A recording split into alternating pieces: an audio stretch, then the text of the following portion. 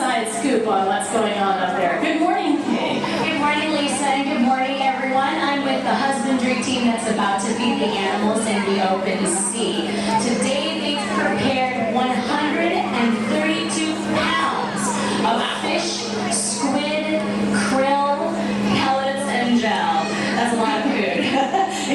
Before we begin, one of the important things we need to do first is move our slower swimmers, like our turtles, off to one side. We've trained them to recognize a symbol or target that we lower into the water when it's time to eat. And so that's a little bit like a visual dinner bell. Exactly. The target will show the turtles where their feeding station is. And this helps keep them out of the way when the faster swimmers start their feeding. Target training also helps our husbandry team keep track of everyone, slow and fast, and make sure that everyone receives a balanced diet. All right, I'd like to show everybody what that's going to look like. We have a clip here of a previous feeding so you can see what they're going to be doing to feed the turtles. So once the turtles move to their feeding stations, we will offer them romaine lettuce, bell pepper, even the occasional squid as a treat. Our goal is to replicate as best we can the nutrients found in the diet they would eat in the wild. And that turtle looks pretty enthusiastic about its meal here. Well, as enthusiastic as turtles can get, Lisa. Our husbandry team up here is ready. All right, I guess that means it's a signal for our staff to drop those turtle targets into the water for us. They'll be doing that at the far end of the big pool here. Once the turtles reach their feeding stations and they're moved off to the side, it's the big fish's turn. So we'll start throwing in, like I said, that 132 pounds of fish, squid, krill, pellets, and gel into this exhibit. It's pretty exciting, a lot of food. So I'm going to sign off and let you all enjoy the action. Bye, everyone. All right, thank you, Kay. I know. Yes, well, as she was saying, we're really getting ready to start feeding. You can see there are big, fast-moving animals. As we said, we moved the slow-down animals, and here we go. I know Christina is standing by, and she is tossing out all this food to start with. So what look like dark green cubes there, what we call gel diet. It's a kind of a vitamin supplement that we can add to the mix. We put that in a few days a week, and you can see that the animals really like it. We make it with a gelatin and some fish food and plates, so you can see them moving for that. Now, you can also see that some of that squid is being dropped into the water, and that our little sardines here are kind of jumping the gun. They do like a good audience, don't they? What we're trying to do, oh, and one of our turtles, oh my goodness, we got a three-ring circus here today, people. One of our turtles has left her target. She's supposed to be off to one side, and generally speaking, the sardines like to hang out at the bottom until the big fish have finished eating. So we're seeing everything sort of mixed up differently today.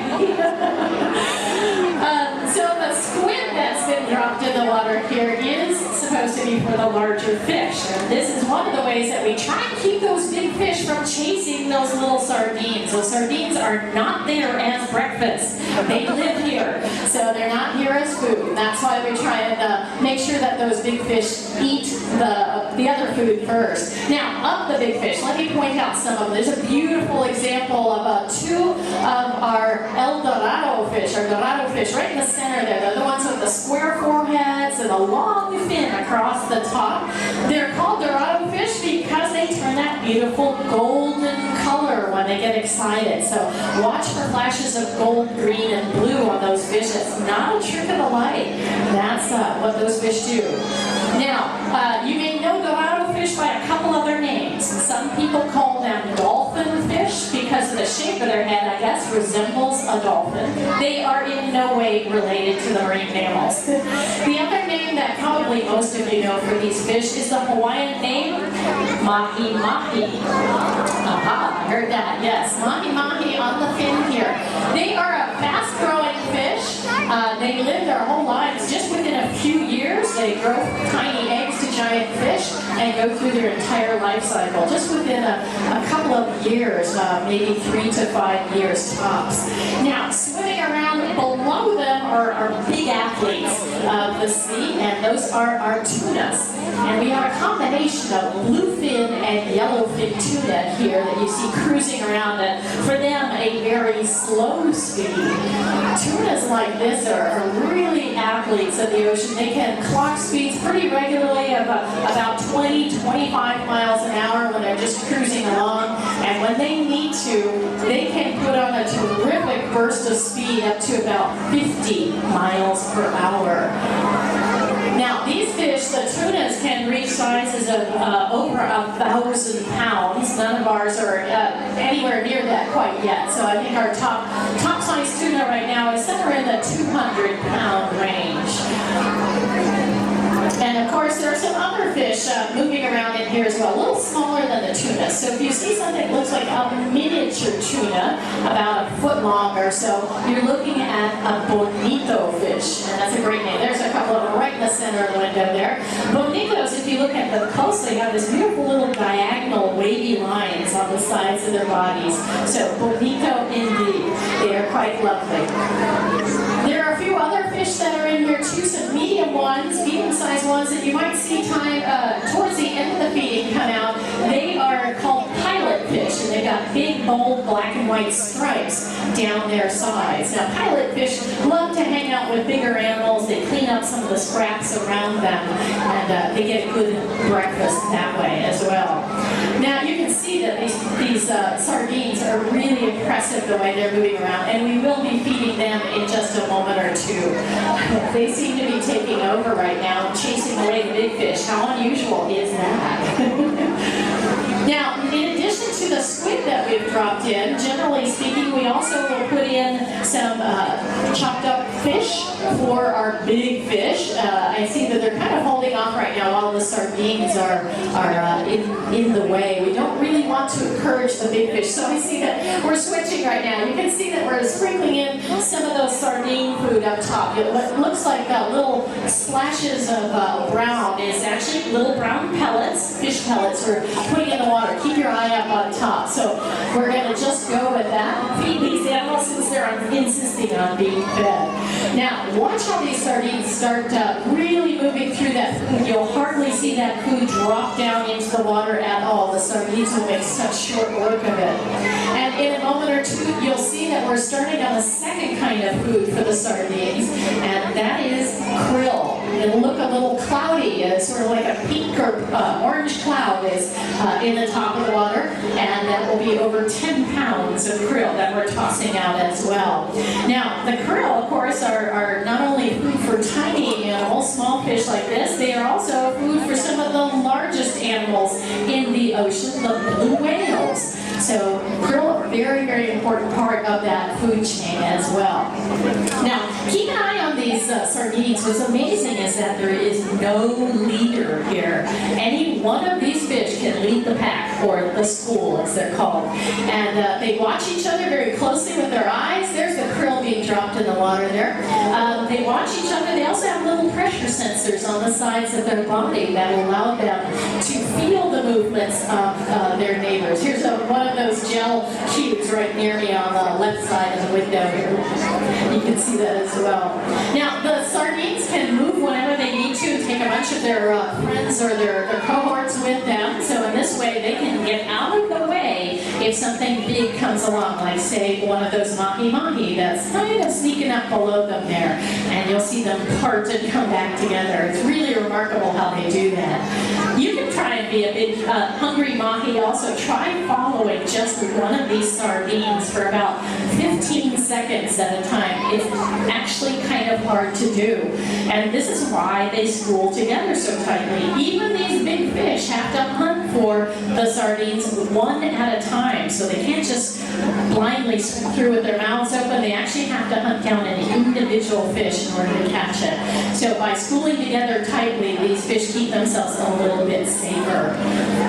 Now, it used to be thought that these little fish had all been fished out, that they had all gone away from this area, and that we had taken them all away in cans. Nowadays, we do know that sardines are back in abundance, and there is a natural boom and bust cycle that we see. I've seen some of our sharks, and our pelagic ray just made a nice swim by, a little greeting for us. We actually feed those animals later in the afternoon towards the back of this exhibit. So those of you who are signed up for our texting service, make an announcement about that later this afternoon. Now, those sardines are definitely getting their fill in, and once they're done, a lot of times they will make one of those dramatic curtain call exits, just like they did when they came up. So we'll see if they do that, and I presume that we may resume the feeding of the big animals at that time, but we'll see what happens. Now, we used to think of these animals as something we could can and get rid of. Yeah, it looks like they're going to go down there. They used to be known as the silver gold of Monterey Bay because they were so incredibly important to the economy of the area. It's remarkable to see that swirl just moving around. You notice how much cleaner the water is. They really pick up every last little scrap that they can eat. Now, one of the things that we do to prevent the big fish from eating the little fish, well, we can't prevent it, but we can encourage the big fish to fill up on easy-to-get food, the frozen food that we were dropping in for them, and that way they tend to chase less after their tank mates, these 18,000 sardines that you see here.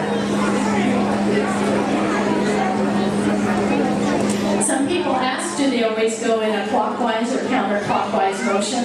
They tend to swim against the current, but sometimes they will all of a sudden reverse directions as well. And it looks like they might be swirling down and out of the way here. You can see those three pilot fish also in the middle as well. Now, because I get to work here at the aquarium, I also get to work with a lot of people that study the health and abundance of fishes like this, and we are definitely concerned about populations of fish as well. Now, it may surprise some of you that big fish, such as the tuna that you're watching here, have been fished out. We know that the populations of some species of fish have declined by more than 90%. There's our turtle making a big flashy entrance. Because some of these large fish have been fished out, we know that the ocean is not nearly as able to absorb all the impact that we put on it, and we really do need to let the oceans have a break sometimes to replenish themselves.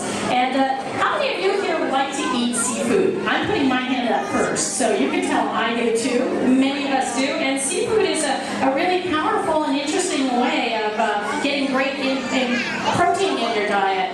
But I tell you, we have two really important tools in our pockets to help the oceans replenish themselves. One is your wallet, because when you ask for sustainable seafood, both at restaurants and in stores, you're voting with your dollars and letting the industry know, letting restaurants and fishing industry know that we would like to have responsibly caught and sustainable seafood. The other powerful tool many of you have with you today is your phone, and with your phone you can download our free Seafood Watch app.